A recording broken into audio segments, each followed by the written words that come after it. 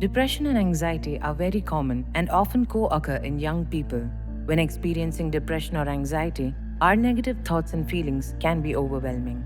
It is natural to feel demotivated and start avoiding things, even activities we enjoyed before, which heightens feelings of sadness and worry.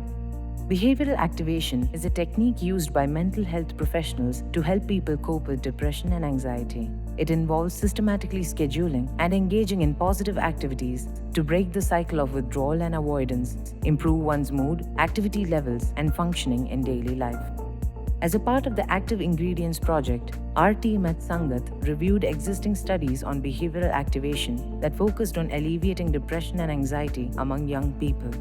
We also talked to some young people with relevant lived experiences for feedback on the utility of behavioral activation in their lives. We found that behavioral activation, if used alone or combined with other techniques, was helpful in improving depression.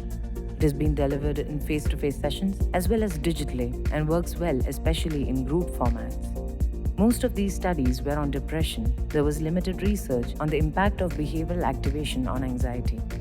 Young people highlighted that behavioral activation is an action-oriented technique that helps improve mood and activity levels.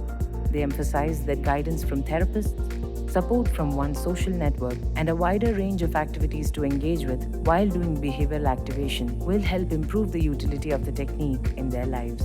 We found that behavioral activation is a simple technique that can be used to manage depression in young people, but more research is needed to see if it works to alleviate anxiety.